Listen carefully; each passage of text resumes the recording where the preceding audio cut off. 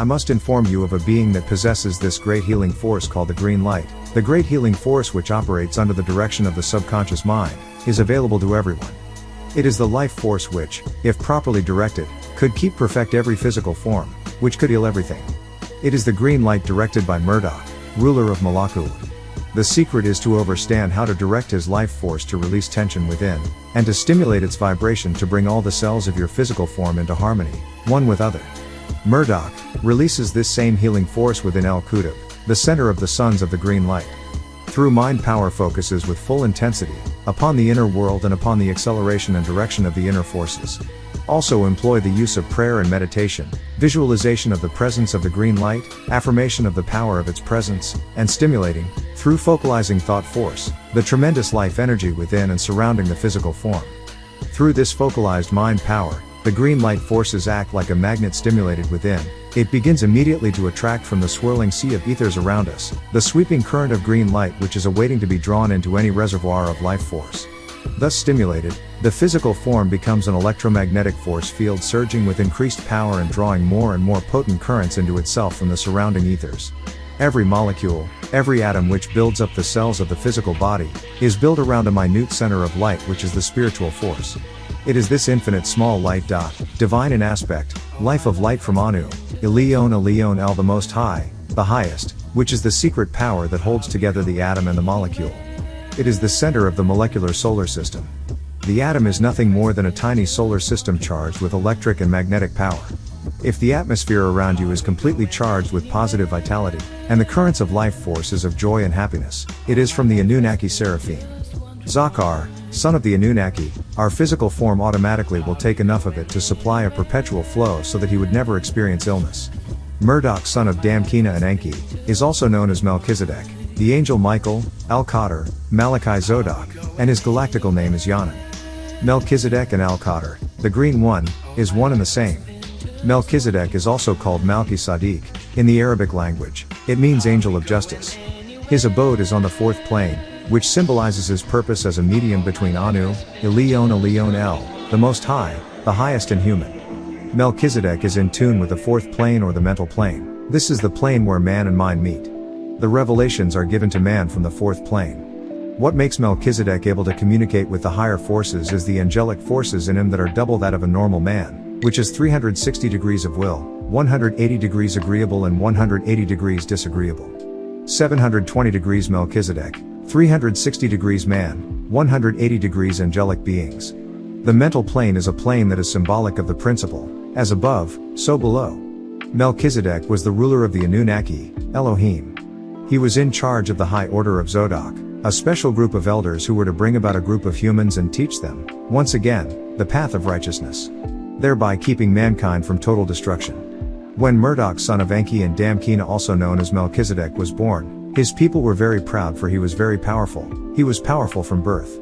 Melchizedek was taught by Anu, his grandfather, father of Enki. Anu, who is Yaa-Nun El, made Melchizedek so perfect that his Anunnaki-ship was twofold, for he had 720 degrees of knowledge or will, meaning 360 degrees of agreeable and 360 degrees of disagreeable, 720 degrees, within his nature. When all of the other Anunnaki had 180 degrees, 180 degrees, of either agreeable or disagreeable knowledge in their nature. Far above the other Anunnaki, Melchizedek was superior in every way. When you, humans, were created, you were given 360 degrees of knowledge or will. You were created spiritually on the fourth plane, the mental plane, which is above the spiritual plane. You had direct contact with the angelic beings, Melchizedek and the Most High, Yaa-Nun El. You had 360 degrees of knowledge, 180 degrees agreeable and 180 degrees disagreeable, and you acquired will. The word for will in Syriac, Arabic, is mashia, which comes from the root word shay'a or yasa and means, by which one deliberately chooses or decides upon a course of action. An instance of the exercising of this faculty, a deliberate decision or conclusion, choice. Will is that which was given to Adam by Anu, Yaa-Nun El, the Most High. Will was that which made Adam more knowledgeable than the angelic beings and the Luciferians. In other words, will is to do what one chooses, to have one's way, to see fit to one's own thinking. Will is not agreeable or disagreeable, it is undecided, an abstraction, until someone or something exercises one or the other of the opposing forces, agreeable or disagreeable. Anu Yaa-Nun El, the Most High created will. He created the force that divides into two natures, 180 degrees of negative, disagreeable, that is the nature of the Luciferians or cherubims, and 180 degrees of positive, agreeable, that is the nature of the seraphims. Human have labeled the parts as agreeable, good, or disagreeable, evil. The nature of the good Anunnaki Elohim, the angelic beings, was from the light, and the nature of the Luciferians was from smokeless fire, an imperfection representing emotions where anger is aroused. So, in your mind or spirit, when you are making a decision, you fight a battle of agreeable and disagreeable. A war rages inside you as you fight within your soul to make a choice. That 180 degrees of positive and 180 degrees of negative struggle within you as two warriors evenly matched, grappling to overcome one another. When mankind was born, the Anunnaki, Elohim breathed the breath of life into his body and he became a living soul, refer to Genesis 2:7. Likewise, they were born with a spirit and their third eye open. Human's ideal state is when his mental, seventh plane, and the plane in which the good angelic beings were created, fourth plane, are in tune. Thus, the five senses are attributed to him. They are physical senses. Soul is which emits emotions of grief, sorrow, fear, greed, jealousy, happiness, hate, love, etc. The soul is what exhibits personality, which is the character of an individual. This is what makes man different from mankind. Mankind has no soul, he only has the spirit of the evil one.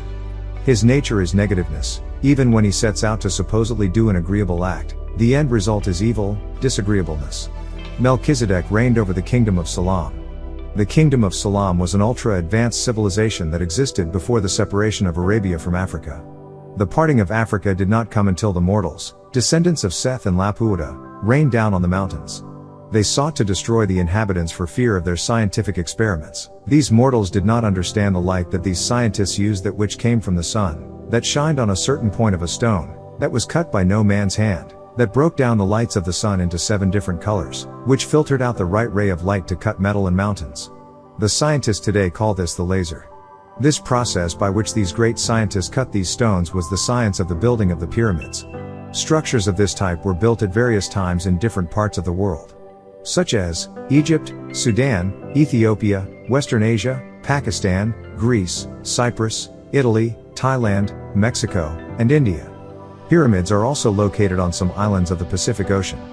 They were purposely located on these specific sites around the globe for the importance of keeping them in tune with the balance of the universe. They were built so that, every so often, various stars appear that shine directly down into them. The name pyramid is given to these great structures in Egypt was a symbolic name, because the word is really Greek and not Egyptian. In the Greek language, the word pyra means fire, or light, or illumination that reveals something or make things visible in darkness. Mitos means measures. The Greeks had derived these words from the Phoenician word purim mito, which meant light measures. Therefore, the pyramids themselves mean something that constitute measured revelations or revelations through measurements. It is important to make note that the land of our ancestors, the Nubians, is the origin of all the sciences, mathematics, the sciences of mysteries, etc. This is where geometry, algebra, trigonometry, and the higher form of mathematics stemmed from. Our ancestors calculated the area of these structures down to the inch too. These underground chambers contain libraries on all of the knowledge of the universes pertaining to what has happened, what is happening, and what is about to happen. They contain the Book of the Dead, and all the scriptures of the prophets, lost and found. These books compiled, make up what is known as the archaic records. Here, in the bowels of the earth, lies the nucleus of the pyramid. It is built from the inside out. The 23 elders are beings that came down from heaven to give humans knowledge, wisdom, and an understanding. They were high priest after the order of Melchizedek. They initiated the math and sciences. The theory of relativity was initiated by the elders. To give humans the necessary knowledge, the 23 elders established mystery schools. These schools were housed in the pyramids and certain temples designed and built by them in different parts of the world. These elders were responsible for keeping the universe in order. They, therefore, constructed spacecrafts, or flying saucers and UFOs, as a means of transportation. This was the vehicle that Ezekiel saw, Ezekiel 1:16. Zoser son of K-Sekim-Yui and Nimotha-Fi was the first pharaoh to succeed Menes, the first pharaoh of ancient Egypt. Zoser, the name given to him at birth meaning the holy, was a high priest after the order of Melchizedek. Zoser, son of K-Sekim-Yui and Nimotha-Fi, was also one of the 24 elders, men of renown, and because he was a high priest, he received his power and knowledge from Al-Qadr, the Green One. He ruled during the beginning of ancient Egypt's years as an empire and moved the capital to Memphis. Zoser was the possessor of many names. In different cultures he was known as 1. Hermes Trismegistus, Hermes the thrice great, Greek, 2. Thoth, Egypt, 3. Mercury, Rome, 4. Quetzalcoatl, feathered serpent, Mexico, 5. Rapa Nui, Easter Island, 6. Nabu, Assyrian, 7. Abdul-Qws, Arabia, 8. Kail, his title is one of the 24 elders. Zoser was also the author of 1. The Sciences. He is the author of works on alchemy, the act of transforming base metals into gold. These are called Hermetic sciences. 2. Mathematics, which is where Pythagoras stole mathematical formulas that he attributed to himself, i.e., Pythagorean theorem. 3. Arts, this is where hieroglyphics originated. 4. Architecture, he initiated the use of levitation, the sleeping serpent, the process that the elders used to move stones in the construction of the pyramids. He also initiated the use of the laser, a device used for cutting stone. Imhotep, the son of Ptah and Kerjuank, under the guidance of Zoser, acquired the knowledge needed to calculate the precise dimensions for the construction of the first pyramid, the Step Pyramid. All of these technological advancements provided the future pharaohs with the first great builders in our history. The only building project to ever come near their achievement prior to this time period is the edifice or Tower of Babel built by Nimrod, ruler of Babylon. Imhotep, whose angelic name is Uphiel, was the first official in Zoser's court. It was through Zoser that Imhotep made visible to the world the knowledge and power that you possessed as an ancient people. Imhotep was a man of remarkable talents. He built the Step Pyramid at Saqqara. This pyramid was built by superimposing one mastaba on top of another, each one being smaller than the last, until there was a total of 6. Upon completion, it resembled a pyramid with large steps. Mastaba is an Egyptian Arabic word meaning bench.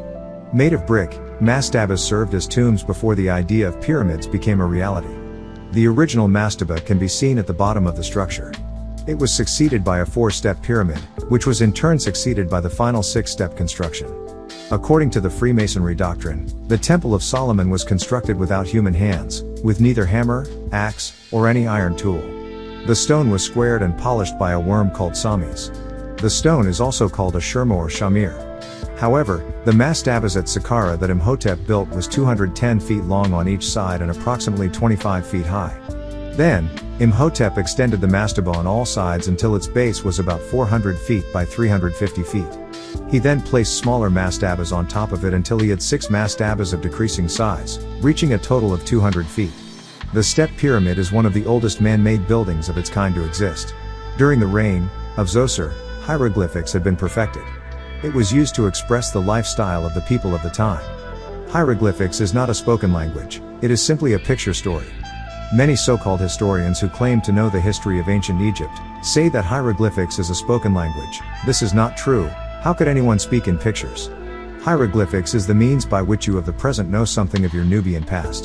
The use of papyrus was also introduced into Egyptian culture by Zoser. Papyrus is a Greek word for the paper that was used by the ancient Egyptians. Papyrus reed grew along the banks of the Nile. The pith was extracted and glued together in separate layers, soaked and then dried. The result was a long-lasting surface on which they wrote with brushes or pens that were made of other types of reeds. The use of papyrus was later incorporated into the Greek and Roman civilization, until it was no longer economical to use. Egypt is the birthplace of hidden wisdom and mystic teachings of the elders. This is why it was not until 2,000 years later when the pyramids, obelisks, sphinx, and advanced cities were built, and all the knowledge was locked in the pyramids that ancient Greece and Rome invaded Egypt, and stole the schools of thought from the pyramids. Pythagoras was the first Greek philosopher to invade Egypt during the 6th century BC. He spent 25 years trying to study the Egyptian sciences, so that he could become more knowledgeable and in the end go back to Greece, and claim himself as the founder of math and science. This is how the Pythagoras theorem came about. There were other philosophers and so-called scholars who were from Greece and Rome who came to Egypt, and stole the knowledge in which the elders came to pass on to you. The wisdom that the elders taught were divided into 2 classifications. A, that which was given to the entire world for guidance, such as parables and the likes, which were called the lesser mysteries. B, that which was given to a select few, such as the mysteries of Al-Haq, the truth, which were called the greater mysteries. The 24 elders established mystery schools to teach this knowledge. These schools were in pyramids and certain temples, found in the places I just mentioned a little earlier. The 24 elders took a few advanced souls to whom they revealed the inner teachings of the scriptures and the universe. Take for instance, the science of the circle and square, the science of creation, and the science of life. The mysteries of life have always been divided in order to meet the needs of the world. In essence, these select few were taught the great laws of nature and about Anu, Ilion El, the Most High. We shall discuss the greater mysteries. In the mystery schools, the selected ones would enter as 1. A teacher of good, he became, 2. A good man, and he emerged, 3. A disciple, and one who is of peace. We are all striving for perfection, we are not perfected yet. The first step necessary to restore perfection on the body is to instill complete faith in Anu, El Elo most glorified and exalted. You must go through these schools of learning. If you have not started yet, you have a long way to go. The way that the disciple travels is called the journey of life. He is a traveler walking that path is called the walker. Through his teachings, the selected one is called disciple, and his teacher is called Sheikh Elder, or a Murshidun, meaning a teacher of the right way. Having been taught the laws of life, the disciple is expected to follow the teachings until he reaches the ultimate test, after which he becomes an upright man, perfect, a master.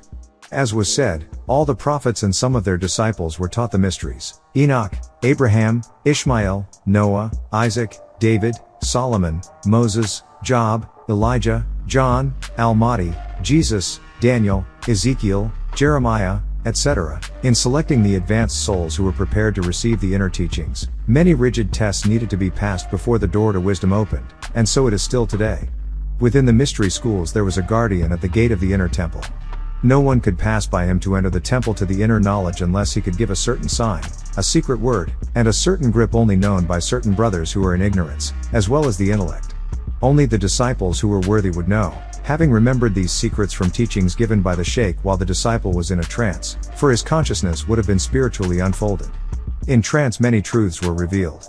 If the disciple did not remember, then he was not yet ready, and he was turned away from the greater mysteries. Each disciple was taken separately into the mystery school into the inner temples.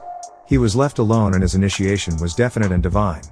When the disciple passed all of his tests, he came out bearing a new name and a new overstanding. He was purged of corruption and emerged powerful. He, the disciple, overstood the existence of the Most High. He, the disciple, overstood the law of reward and punishment under the parable of the pen that serves you well. The parable is as follows: you have a pen in your suit pocket throughout the day. The pen serves you well. When you arrive home you take the pen out of your pocket and put it on the dressing table and thank the pen. Another day comes, and you put on your brand new white suit. You place the same pen in your pocket and it leaks, causing a big stain. When you take it out of your pocket, do you curse the pen?